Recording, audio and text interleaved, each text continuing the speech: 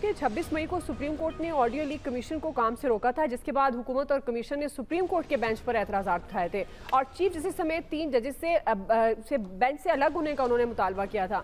हुकूमत और कमीशन के सुप्रीम कोर्ट के बेंच पर एतराज़ात, अब ये ऑडियो लीक्स का जो मामला है तहकीकात का, ये कैसे हल होगा आमिर साहब? देखें दुआ, इसी ऑफिस में हमारे यहाँ प्रोग्राम हुआ जब इफ्तिखार चौधरी साहब चीफ जस्टिस ऑफ पाकिस्तान के थे और अरसलान इफ्तिखार का केस आया, तो उस वक्त हमारे यहाँ एक टॉक शो में मैंने कहा था कि लगता है कि इफ्तिखार चौधरी साहब जो चीफ जस्टिस हैं और चूँकि उनके बेटे कारोबारी मफादात में अपने वालिद साहब की चीफ जस्टिस के घर का एड्रेस यूज़ करते थे, तो मैंने कहा था कि लगता है कि इनके घर कोई हाइड्रोलिक पोर्च बना हुआ है जिसमें वो जो बड़ी कीमती गाड़ियाँ जब चीफ साहब घर पहुँचते हैं तो वो नीचे चली जाती हैं और करोला शरोला सामने नज़र आने लग जाती हैं और शफकत पिदरी आड़े आ रही है। तो उस वक्त हमें एक मैसेज आया कि ये तौहीन अदालत है। तो हमने कहा जी उस बेटे से कहें जिसने पैसे गिने थे, उससे पूछे जिसने प्रेस कॉन्फ्रेंस की थी। तो अब आज मज़ाहिर नकवी साहब जो जस्टिस हैं सुप्रीम कोर्ट के, जिनकी परवेज़ इलाही साहब के साथ और उनके बारे में फवाद चौधरी और फैसल चौधरी की गुफ्तगू आई, तो उनके बारे में भी जो इंक्वायरी है वो लेटर मार्क हो गया है सुप्रीम जुडिशल काउंसिल के मेंबर्स के ऊपर, ये भी आज खबर आई है। अच्छा, अब बंदयाल साहब जो चीफ जस्टिस ऑफ पाकिस्तान हैं, तो इखलाकी तौर पे चाहे जो मर्जी करें, इफ्तिखार चौधरी बहरहाल उस बेटे के केस से पीछे हट गए थे।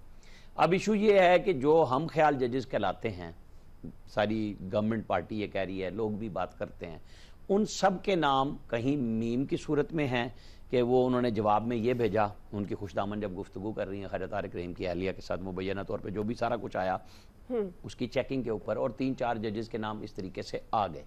तो होना ये चाहिए था, जो आपने सवाल में पूछा कि जिम्मेदार कौन, तो चीफ जस्टिस ऑफ पाकिस्तान को बड़ा बनते हुए सबको लंबा डालते, बताओ ऑडियो कहाँ से आई, इन्वेस्टिगेट करो, मेरा नाम कैसे, फलां का कैसे, तो बड़े बन जाते। लेकिन चूंकि सरफे नज़र किया तो आज सारे फंस गए। जो इनके बाद सुप्रीम कोर्ट के सीनियर तरीन जज हैं, उन्होंने वाज़े तौर पे कहा कि कानून में बंदिश नहीं है हुकूमत पे, इंक्वायरी कमीशन का जो कानून है जो साल से चल रहा है कि उसके अंदर वो चीफ जस्टिस से पूछे। कहीं वो कानून और आइन की बात करते हैं, कहीं रिवायत पे कहते हैं कि ये आइनी बड़ी जिम्मेदारी होगी। भी चीफ जस्टिस से पूछना किसी कानून में नहीं लिखा हुआ, पूछ लेना एक रिवायत जरूर है। अब नहीं पूछा और एक सीनियर तरीन जज ने ओके कर लिया, तो जिम्मेदार कौन हुआ? सारी अदलिया है। आपस में फुल कोर्ट नहीं करनी, हम सबको आगे पीछे लगाए रखना है कि जी ये कर लो, वो कर लो, ये जिम्मेदारी नहीं, वो जिम्मेदारी नहीं। हुजूरे वाला, आप अपने पहले तो सुप्रीम कोर्ट पूरी करें, 17 जजेस करें। आप इसलिए नहीं कर रहे कि आपके पास वो अक्सरियत नहीं है कि आप अपनी मर्जी के जज लाएं। एक तो मर्जी के जज खत्म होने चाहिए, इसका सिस्टम होना चाहिए कि लोगों से पूछ लें। और जो बंदा बार की सियासत में रहा हो, कम से कम उसे तो जज बनाना ही नहीं चाहिए कि पहले ही कंप्रोमाइज होके आ जाते हैं सारे के सारे, एक दूसरे के साथ ओहदेदार होते हैं। तो ये चीज चीफ जस्टिस ऑफ पाकिस्तान के जो अब आखिरी 2-3 महीने हैं, उन्हें बड़े फैसले लेने चाहिए, बड़ा होने का सबूत देना चाहिए ताकि मामला बेहतर हो जाए। सही है जी। ऐसा इदारे में अब तकसीम, आपके ख्याल में जिम्मेदार कौन है, और ये जो ऑडियो लीक्स की तहकीकात का मामला अब ये किस तरह हल होगा? देखिए, इदारे तो ज़ाहिर नज़र आ रहा है। इफ्तिखार चौधरी साहब बड़े आराम से इसलिए अलहदा हो गए थे कि उस वक्त कंप्लीट होल्ड था उनका सुप्रीम कोर्ट पे। वो तो एक चेन ऑफ कमांड की बात करते थे ना सिर्फ जज, वकला भी उनके साथ थे, तो वो तो आइडियल सिचुएशन थी एक चीफ जस्टिस के लिए। अब सिचुएशन बहुत डिफरेंट है। आज जो वो इस्लामाबाद हाई कोर्ट के वो एक फाजिल जज साहब ने पूछा है, उन्होंने कहा जी ये छोड़ो, मतलब ये जो टेप, ये बताओ कि ये टेप, वाकई हुकूमत से जवाब मांगे कि ये बताओ कि ये टेप कौन करता है। भाई ये तो पहले क्लियर हो जाए ना कि ये मामलात क्या है, कौन ये टेप करके चलाता जा रहा है, इसका भी जवाब आना चाहिए।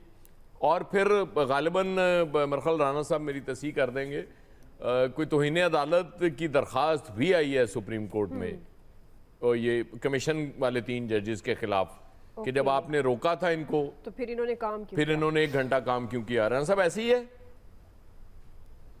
जी, बिल्कुल। और ये बात पता थी सबको कि कमीशन जब काम बंद करेगा वो यही कुछ करके करेगा कि ऑर्डर लाएं, पढ़ के सुनाएं, और उसके बाद उन्होंने कुछ नहीं किया और सब कुछ कह दिया। चले, तो ये तो जज चल रहा है। वो तो ये हनीफ राई साहब, अगर मैं गलत नहीं हूं तो शायद ये उसी तरह के हैं जिसमें चीफ ऑफ आर्मी स्टाफ की एक्सटेंशन चैलेंज कर दी गई थी, उसी तरह के लोग हैं ये। बस उसी जाहिर है, वो देखे ना, बात वही होती है कि वो कहते ना सियाने दी सत्ती मियां सौ, तगड़े दी सत्ती मियां सौ दी है कि वो उसका मतलब वो अगर वो 720 कितना होता है 140 भी कह के ये 100 ही है तो वो मानना पड़ता उसका। सही। तो इस मुल्क में तो जाहिर है ताकत जिसके पास है सब कुछ उस तरफ चल रहा होता है। अब चूंकि मामला चीफ जस्टिस को बड़े अरसे से बेशुमार चीज़ों से चीफ जस्टिस को डराने की कोशिश की गई, चीफ जस्टिस साहब नहीं डरे, उन पे बहुत ज़्यादा कैंपेन चलाई गई बाकायदा सोशल मीडिया पे और प्रेस कॉन्फ्रेंसेस की गई, अभी तक जारी है, लेकिन चीफ जस्टिस पीछे नहीं हटे। अब वो थोड़ा सा कुछ मुझे लगता है कि बैक सीट ले रहे हैं। अब उस तरह से वो जो फायर ब्रांड नज़र आ रहे थे ना कि बहुत ज़्यादा, वो नहीं नज़र आ रहा उनमें। मामला तो यहाँ तक नहीं पहुँचने चाहिए थे, सही।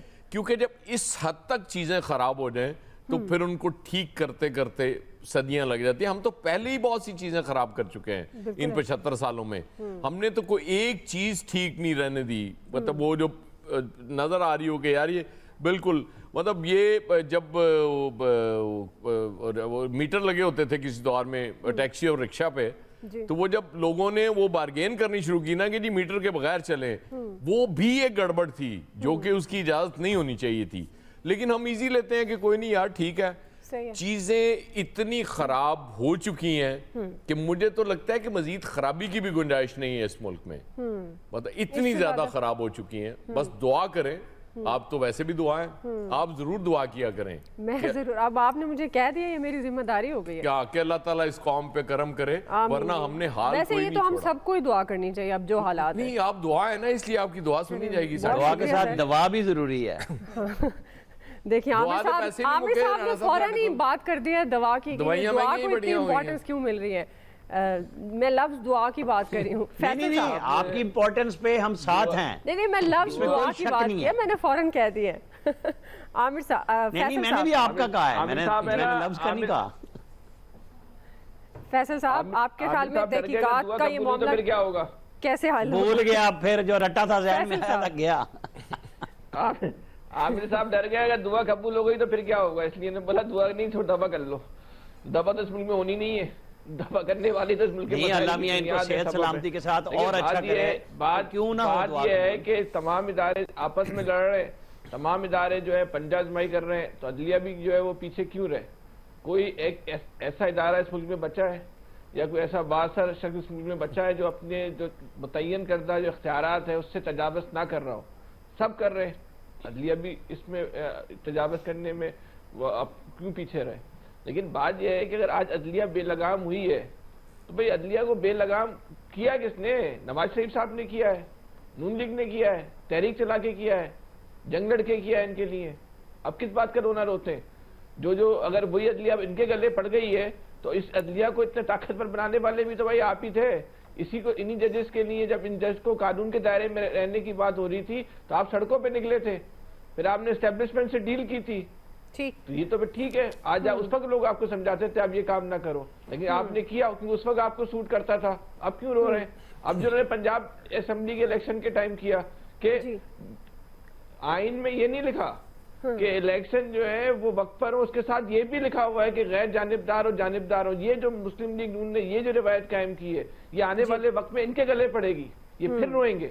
उन्होंने कर तो दिए कायम करके, तो ये इस वक्त मुल्क में कोई भी नहीं है, सब इदारे सब शख्सियात पंजाजमाई कर रहे हैं, एक दूसरे को जो है वो अपने मसल दिखा रहे हैं। कभी कोई किस पे हावी हो जाता है, कभी कोई किस पे हावी हो जाता है, किसी का भी मतमा नजर ना मुल्क है ना कौम है। तो बट ठीक है, चल रहे हैं पाकिस्तान, ऐसे ही चल रहा है, लेकिन ज्यादा दुआ नहीं करनी है आपने, कहीं कबूल हो गई तो बहुत मसला हो जाएगा बहुत सारे लोगों के लिए। ठीक है जी। इलियास साहब, तहकीकात का मामला कैसे हल होगा अगर यही तजादात जो कि अभी भी हैं और मजीद बढ़ते हुए भी नजर आ रहे हैं? देखिए जी, हर एक को अपना मुफाद अजीज़ है, हर एक तहकीकात को जो भी है वो चल नहीं सकता, एक दूसरे की खींचातानी चले, कोई एतराज़ कर दिया, अब कमीशन पर भी हो गया, सारा मसला यही चलता रहेगा। आप देखें कि हमारे अदारों के बारे में, अदलिया के बारे में, पार्लियामेंट के बारे जो भी है अदारे, उनके बारे में जो देखें आप, जलसों में ऐसे बातचीत की जाती है, उनको तनकीद की जाती है और ऐसे ऐसे लफ्ज़ कहे जाते हैं कि जो पहले कहे नहीं जाते थे। इन चीज़ों को सबको कंट्रोल करना चाहिए, सियासी जमातों को एक दूसरे की बात ध्यान से सुननी चाहिए, एक दूसरे के साथ बातचीत करते वक्त देखना चाहिए, अदारों का एहतराम करना चाहिए। अब देखेंगे इस तरह करेंगे, चीफ जस्टिस साहब को चाहिए था कि तहकीकात करवाते, जो ऑडियो लीक्स वगैरह की उनको सही तरह खुद करते हो, सही है। अगर खुद की जाती तो पहले पहल की जाती, क्योंकि उनका नाम भी आ रहा था तो सारे बिल्कुल इसको करते, सब लोगों के बारे में पता चलता ठीक। कि ये किस तरह लीक होती हैं, किस में उनका नाम आ रहा है और ये जैसे हो रही हैं, तो इसको एक दफा कंट्रोल किया जाता है मामले को। लेकिन जब उन्होंने मामले को ढीला छोड़ा तो फिर उसके बाद फिर चलता काम। ठीक है। तो अब देखें ये रवायत जो कायम हो गई ये आगे भी चलेंगी इसी सही। तरह। अल्हम्दुलिल्लाह। जी हाफिज ताहिर साहब, आपके ख्याल में अब ऑडियो लीक्स कमीशन पर तजादात का जिम्मेदार कौन है?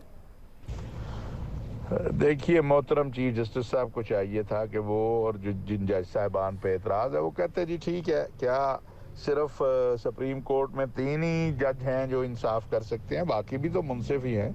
और काजी फायज ईसा साहब ठीक है, उनके साथ जो कुछ हुआ, लेकिन मेरा नहीं ख्याल है कि मुस्तकबिल में उनको काजी उल कुज़ात की नशिस्त पे भी बैठना है कि वो कोई ऐसा कोई ज़ाती इनाद या बोझ में फैसला करेंगे। ठीक हकायक को ही देख के फैसला किया जाएगा और किया जाना चाहिए।